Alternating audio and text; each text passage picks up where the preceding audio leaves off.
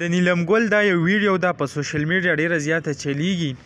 د دې په حق خبر سوم خبرې کوم، خو د هغې نه مخکې درته زه دا ویم چې نیلم ګل یو انټرویو ورکړی وه کوم قرار ټي وي له، په هغې کې دې دا ذکر کړی و چې زه د میاشتې 8 لکه روپۍ ګټم.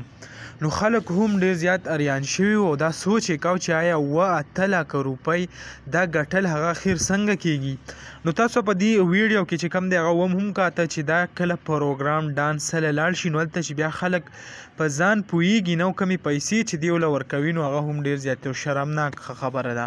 که مونږ وګورو زمونږ په معاشره کې کم غریب خلک چې دي هغه دونه ډېر زیات سیوا دي، هغو له څوک 10 روپۍ هم نه ورکوي. که چېرته څه پروګرام ارینج شي یا داسې جړاګان راشي یا داسې نور څه ډم سره راشي نو هغو له چې کم دی خلک په 1000 روپۍ باندې چې کم دی هغه ورکوي او د هغه پروګرام چې کم دی په 100 روپۍ هغه چارج کوي.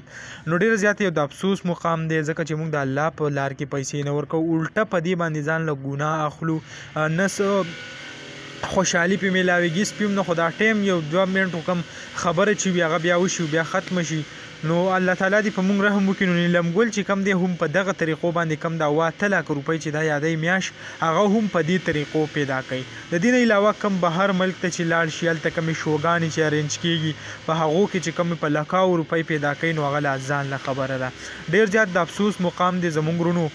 لکه که مونږ وګورو زموږ د معاشري خبره خو در سره ما وکړه، دې نه علاوه کم جوماتونو کې کارونه شروع خلک په چاندو پسې ګرځي هغو له هم څوک 10 روپۍ نه ورکوي، خو دې ډمان له چې کم دی خلک په 1000 روپۍ ورکوي. نو برای مهرباني د دې قسمه قیسو نه چې دی هغه قلار شي، دا ډمان اجړاګان دیو باندې کمې پیسې چې دی هغه مل ولئ دا چېرته غریب له ورکوئ، جومات کې ورکوئ، د الله په نوم یې ورکوئ نو هغې ثواب به هم کېږي او معاشرې ته به چې کم دی څه فایده هم میلاویږي. دغه لنډه شان ویډیو به تاسو سره شریک کړه. امید لرم ویډیو به خوښه شوي. که ویډیو هم خوښه شوي ویډیو لایک کړئ او که زموږ په چینل نوي یې چینل سبسکرایب کړئ د داسې نورو ویډیوګانو دپاره.